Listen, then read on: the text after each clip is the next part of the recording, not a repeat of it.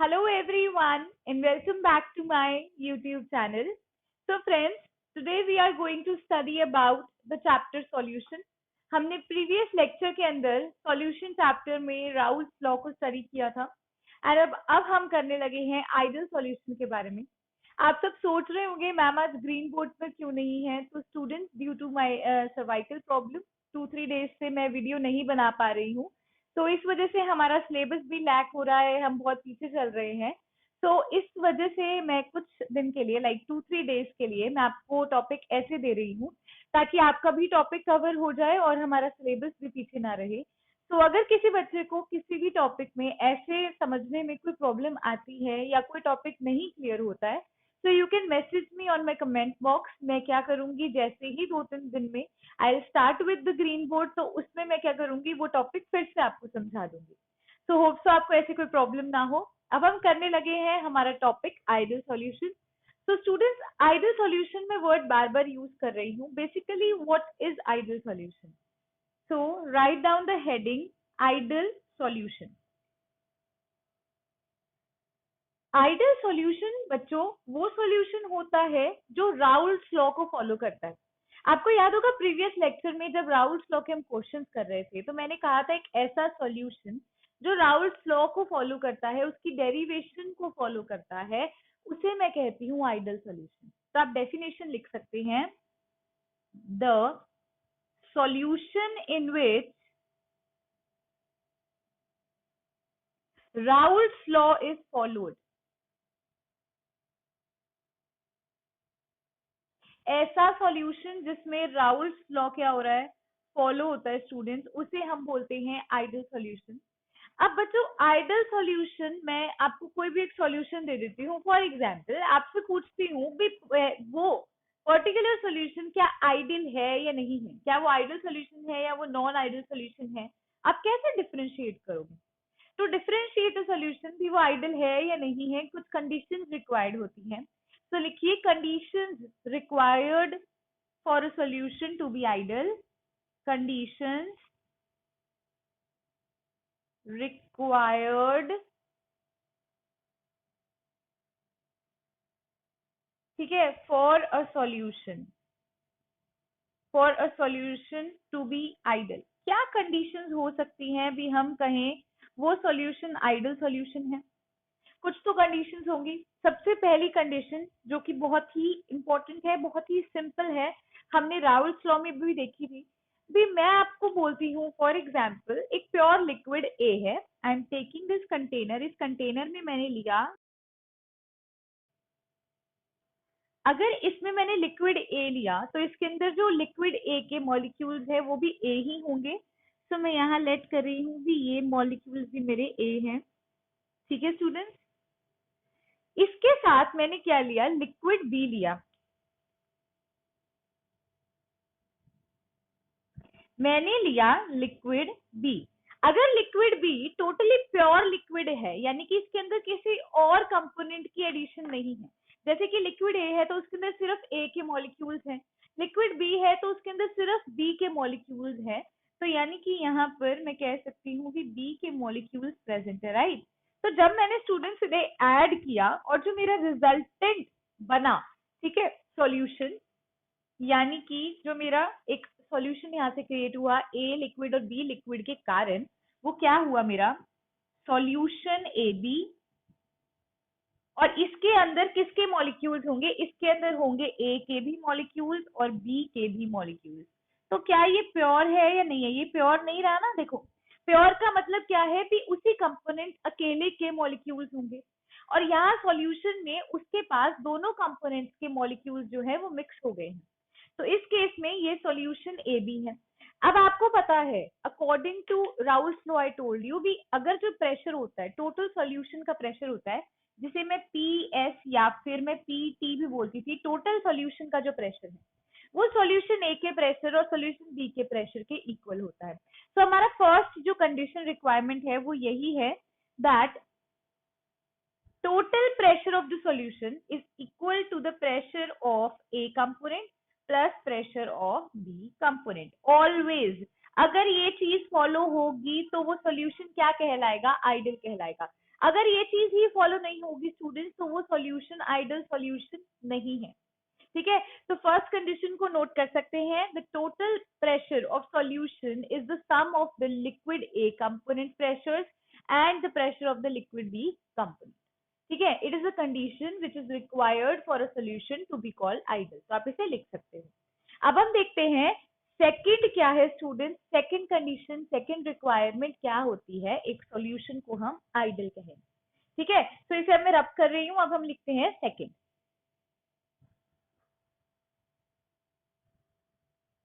हाँ जी, मैंने बोला भी, अब अगर मैं कहती हूँ सेकंड कंडीशन क्या है, सेकंड कंडीशन होता है डेल्टा वी मिक्सिंग। अब डेल्टा वी का मतलब क्या होता है बच्चों, डेल्टा वी का मतलब होता है change in volume. So change in volume should always be equal to zero. जो चेंज इन वॉल्यूम आएगा बच्चों वो हमेशा से जीरो होना चाहिए। अब इसको समझने के लिए भी फिर से मैं डायग्राम बनाऊंगी। मैं डायग्राम क्यों बनाती हूँ हर कंडीशन में या हर क्वेश्चन में, ताकि हम उस चीज को इन डीप समझ पाए, ना कि उसे रट्टा लगा सके। ठीक है, तो देखिए मैंने आपको बोला था अभी प्रीवियस केस में ही, जो टोटल प्रेशर है वो ए और बी का सम होता है। सिमिलरली जो डेल्टा वी मिक्सिंग है, यानी कि चेंज इन वॉल्यूम जो है वो जीरो होना चाहिए। आप देखो कंपोनेंट ए है, यानी कि ये लिक्विड ए है, लिक्विड ए के अंदर ए के ही मॉलिक्यूल्स है ना। तो इसके साथ मैंने क्या किया, लिक्विड बी के मॉलिक्यूल्स इसमें ऐड कर दिए। तो यहाँ पर मैंने लिक्विड बी के मॉलिक्यूल्स ऐड किए। बच्चों पहले इसे समझ लो, फिर लास्ट में मैं क्या करूंगी, एक बार सारे आपको इकट्ठे ना कंडीशंस लिखवा दूंगी। इससे क्या होगा, आपको इजीली पहले समझ आ जाएगा, क्योंकि आइडल सॉल्यूशन बहुत ही इजी टॉपिक है। ठीक है, तो लिक्विड ए का है ये, इसके साथ मैंने लिक्विड बी कंपोनेंट जोड़ा। बी कंपोनेंट के अंदर सारे मॉलिक्यूल्स बी के हैं, तो जो रिजल्टेंट मॉलिक्यूल मुझे यहाँ से, रिजल्टेंट सॉल्यूशन जो मुझे ऑब्टेन होता है, that is solution A B. Solution A B के अंदर दोनों के मॉलिक्यूल्स होते हैं, ए के भी होते हैं बी के भी होते हैं, तो इन दोनों के मॉलिक्यूल्स प्रेजेंट होते हैं। तो यहाँ पर मैंने बोला डेल्टा वी जो वॉल्यूम है, चेंज इन वॉल्यूम है, डेल्टा वी मिक्सिंग है, वो जीरो होना चाहिए। जो ए लिक्विड है उसका वॉल्यूम ले लिया मैंने वी ए, जो बी लिक्विड है उसका वॉल्यूम मैंने ले लिया वी बी, और जो टोटल सॉल्यूशन है उसका वॉल्यूम मैंने ले लिया वी एस।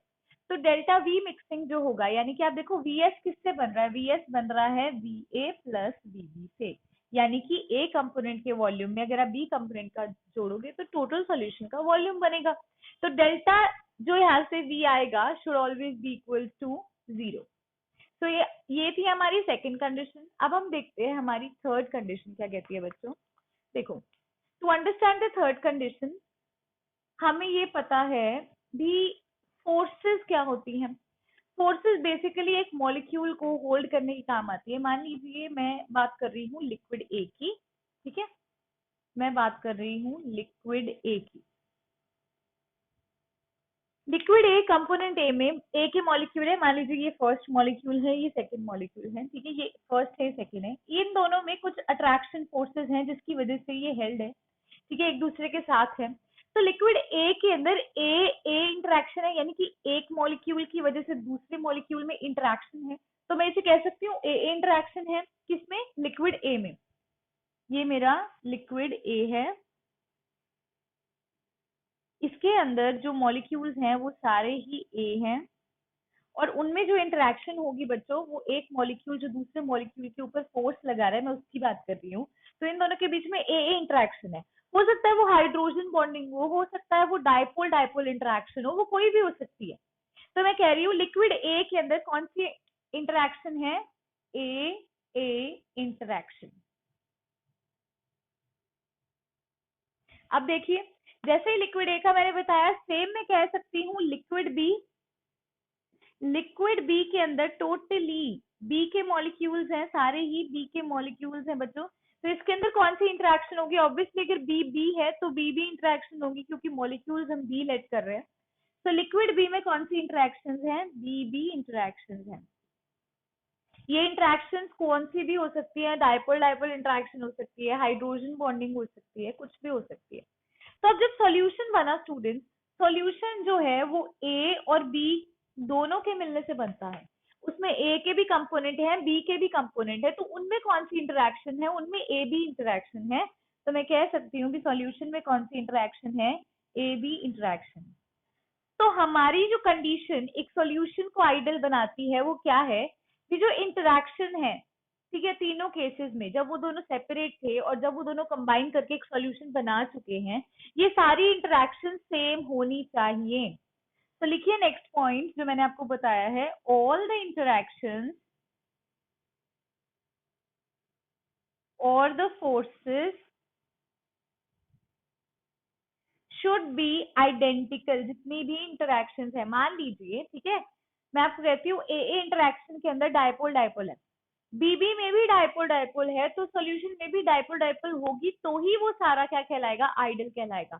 अगर मैं कहूँ ए ए के अंदर तो हाइड्रोजन बॉन्डिंग है, बीबी के अंदर डायपोल डायपोल है, तो नहीं, this will not make ideal solution. Ideal solution तभी बनेगा जब तीनों केसेस में सेम इंटरेक्शन फोर्सेस देखी जाएंगी। So all the interactions or forces should be identical और सेम। ठीक है, वो आइडेंटिकल होनी चाहिए और वो क्या होनी चाहिए, सेम होनी चाहिए। ठीक है, सो फर्स्ट पॉइंट मैंने आपको प्रेशर का बताया था, सेकंड पॉइंट मैंने आपको वॉल्यूम का बताया और थर्ड पॉइंट मैंने आपको इंटरेक्शन का बताया। अब हम देखेंगे फोर्थ पॉइंट, फोर्थ कंडीशन जो कि एक सॉल्यूशन को आइडियल बनाती है। हाँ जी स्टूडेंट्स, तो क्या है फोर्थ कंडीशन जो एक सॉल्यूशन को आइडियल बनाती है, डेल्टा एच। डेल्टा एच यानी कि चेंज इन एच, ये हमेशा से जीरो होना चाहिए। डेल्टा एच का मतलब जीरो का मतलब क्या हुआ, मतलब मैं कह रही हूँ चेंज इन हीट हमेशा जीरो होनी चाहिए, इसका मतलब क्या हुआ, the heat is neither created not destroyed, यानी कि हीट ना तो एब्जॉर्ब होगी ना ही रिलीज होगी, इसका ये मतलब हुआ। डेल्टा एच का मतलब क्या हुआ, neither heat is absorbed nor emitted. ना तो हीट, जो चेंज इन हीट है मैं उसकी बात कर रही हूँ, जो चेंज इन हीट है ना तो वो एब्जॉर्ब हो रही है ना ही वो एमिट हो रही है, तो ये होता है डेल्टा एच। ठीक है, फिफ्थ पॉइंट, फिफ्थ कंडीशन क्या आ रही है, फिफ्थ कंडीशन आती है डेल्टा एस। डेल्टा एस वो भी सिस्टम के लिए स्टूडेंट्स क्या होता है, delta S, delta H, delta G, ये सारी टर्म्स आपने थर्मोडाइनमिक्स के अंदर स्टडी की होंगी क्लास 11th में। तो देखिए स्टूडेंट्स, मैं बात कर रही हूँ अब डेल्टा एस की। डेल्टा एस जो होता है that is called entropy. Entropy का मतलब होता है रैंडमनेस। ठीक है, एंट्रोपी का मतलब होता है रैंडमनेस। तो रैंडमनेस किसकी, ऑफ पार्टिकल्स, पार्टिकल्स या फिर मैं कह सकती हूँ मॉलिक्यूल्स, इन सब की रैंडमनेस। तो डेल्टा एस किसी भी सिस्टम का is always more than zero. ठीक है, क्योंकि रैंडमनेस इंक्रीज हो जाती है जैसे ही हम दो कंपोनेंट को मिक्स करते हैं, जिसकी वजह से क्या होती है, उनके अंदर वाइब्रेशंस होती हैं एंड सो हमारी जो एंट्रोपी है वो इंक्रीज हो जाती है। तो डेल्टा एफ जो है सिस्टम के लिए वो मोर देन जीरो होता है। इससे क्या स्टेट होता है, भी डेल्टा एस क्या है, पॉजिटिव है। ठीक है, सो प्रेशर, वॉल्यूम, इंटरैक्शन के बाद मैंने दो पॉइंट्स आपको लिखवाए, डेल्टा एच हमेशा जीरो रहेगा, यानी कि चेंज इन हीट, यानी कि हीट नाइदर एब्जॉर्ब होती है ना ही इमिट होती है। उसके बाद जो मैंने कंडीशन बताई भी, delta S for system is always greater than zero, हमेशा से ही जीरो से ज्यादा होता है, मतलब पॉजिटिव वैल्यू होती है, मतलब कि रैंडमनेस बढ़ जाती है तो एंट्रोपी बढ़ जाती है मॉलिक्यूल। ठीक है, सिक्स पॉइंट स्टूडेंट्स क्या आता है, सिक्स कंडीशन और जो लास्ट कंडीशन है वो है डेल्टा जी। डेल्टा जी क्या होता है बच्चों, delta G is the Gibbs free energy. इसका फॉर्मूला थर्मोडायनेमिक्स में आप सबने स्टडी किया होगा, delta G is equals to delta H minus T delta S. अब आप सोचिए डेल्टा जी की वैल्यू क्या होगी, जब डेल्टा एस तो आपको बता ही चुकी हूँ, डेल्टा एस मोर देन जीरो होता है, मतलब ये चीज क्या है, पॉजिटिव है। ठीक है, अब डेल्टा एस तो मैंने बोल दिया ये चीज पॉजिटिव है, आपसे पूछा गया है डेल्टा जी, तो अगर ये चीज पॉजिटिव और इसके आगे नेगेटिव साइन लगा है, मतलब ये वैल्यू तो बहुत ज्यादा बढ़ गई, मतलब नेगेटिव साइन बढ़ गया, तो delta G is always negative. अगर आपको कोई भी सॉल्यूशन के आपने डेल्टा जी की वैल्यू निकालते हो और वो नेगेटिव आती है, ठीक है, तो that solution is called as ideal solution. So ideal solution को ये सारी कंडीशंस को फॉलो अप करना बहुत बहुत जरूरी है। ठीक है स्टूडेंट्स, तो अब मैं आपको क्या करने वाली हूँ, इन सबको एक बार सम अप करने वाली हूँ, एक ही जगह पर लिखने वाली हूँ जिससे आप इसे नोट कर सकेंगे, वीडियो को पॉज करके साथ साथ आपको डिक्टेट कर दूंगी। उसके बाद हम लिखेंगे आइडल सॉल्यूशन के कुछ एग्जाम्पल्स। तो यस स्टूडेंट्स, अब आपके सामने मैंने नोट कर दिए हैं पॉइंट्स, अब आप इसे लिख सकते हैं, मैं साथ साथ आपको डिक्टेट करूंगी। तो देखिए क्या कंडीशंस होती हैं एक सॉल्यूशन को आइडल मैं कहूंगी तब। तो सबसे पहली कंडीशन है पीएफ, यानी कि जो सॉल्यूशन का प्रेशर है वो पीए प्लस पीबी, यानी कि जो ए कंपोनेंट है उसके प्रेशर और बी कंपोनेंट के प्रेशर के इक्वल होता है, जो कि राउल्स लॉ खुद कहता है। अगर आप इसे खोलना चाहोगे बच्चों तो आप इसे खोल सकते हो ना, P naught A zeta A plus P naught B zeta B, right. इसको खोलना चाहो पीए और पीबी को तो आप ऐसे लिख सकते हो। तो हाँ जी, राउल्स लॉ को फॉलो करता है। राउल्स लॉ यही बोलता है भी जो टोटल प्रेशर है that is equal to the sum of the pressure of the component. ठीक है, तो फर्स्ट पॉइंट लिख लीजिए पहले तो बच्चों। अब देखिए सेकंड पॉइंट क्या है, जो लिक्विड ए है उसके अंदर इंटरेक्शन ए इंटरेक्शन देखी जाती है, लिक्विड बी में बी बी इंटरेक्शन देखी जाती है क्योंकि बी के मॉलिक्यूल्स हैं। तो जो सॉल्यूशन बन रहा है उसमें दो मॉलिक्यूल्स हैं, ए के भी हैं बी के भी हैं, जिसे मैं कह सकती हूँ ए बी इंटरेक्शन। तो जितने भी इंटरेक्शन है इसके अंदर, जैसे ए इंटरेक्शन है, बी बी इंटरेक्शन है, ए बी इंटरेक्शन है, दे शुड बी आइडेंटिकल और सेम। ये तीनों आइडेंटिकल या सेम होनी चाहिए। Either they can be dipole dipole, induce dipole, या फिर हाइड्रोजन बॉन्डिंग, कुछ भी हो सकते हैं। तो सेकंड पॉइंट को नोट कर लीजिए बच्चों, डायग्राम बनाओगे तो बहुत इजीली याद होगा। ठीक है, अब देखिए थर्ड पॉइंट क्या है students, volume of the solution is equals to volume of liquid A plus volume of liquid B. ठीक है, और डेल्टा वी जो है वो जीरो रहेगा, यानी कि चेंज इन वॉल्यूम हमेशा जीरो रहेगा। अगर students change in volume zero नहीं है तो वो नॉन आइडल का केस है। नॉन आइडल नेक्स्ट वीडियो में इसके बाद आपको दिखाऊंगी। तो आइडल के लिए पहले इन तीनों को नोट कर लीजिए, वीडियो को पॉज करके बच्चों इन्हें लिखेंगे। अब आपको बताती हूँ मैं नेक्स्ट जो थी हमारी कंडीशन। तो यस स्टूडेंट्स, अब आते हैं नेक्स्ट 3 पॉइंट्स। देखिए delta H is equals to zero, यानी कि हीट ना तो एब्जॉर्ब हो रही है ना ही इवॉल्व हो रही है। ठीक है, तो इस पॉइंट को आप नोट कर सकते हैं। अब आता है fifth point, delta F for system, यानी कि चेंज इन एंट्रोपी हमेशा पॉजिटिव होगी, यानी कि मोर देन जीरो होगी। और इसे मैं रैंडमनेस भी बोल सकती हूँ, रैंडमनेस ऑफ मॉलिक्यूल्स कह लीजिए और ऑफ पार्टिकल्स, ये आप पे डिपेंड करता है। ठीक है, आप कुछ भी कह सकते हैं, एक ही बात है। तो सिक्स पॉइंट है डेल्टा जी जो है वो नेगेटिव होगा। डेल्टा जी आपको पता है is equal to delta H minus T delta S. Delta S ऊपर से हमने देखा भी it's more than zero positive है, तो डेल्टा जी क्या है नेगेटिव हो जाएगा क्योंकि इसके आगे नेगेटिव साइन लगा है। तो डेल्टा जी क्या हो जाएगा, नेगेटिव हो जाएगा। वीडियो को पॉज करेंगे, इन तीनों को नोट करेंगे। ये थी conditions for solution to be ideal. अब हम देखने लगे हैं एग्जांपल्स आइडल सॉल्यूशन के क्या है बच्चों। तो देखिए एग्जाम्पल सबसे पहला जो आता है वो क्या है, हेडिंग डाल लीजिए एग्जाम्पल्स ऑफ आइडल सॉल्यूशन। जिन पे आपको क्वेश्चन भी बहुत देखने को मिलता है। तो फर्स्ट एग्जाम्पल है बेंजीन एंड टोलीन।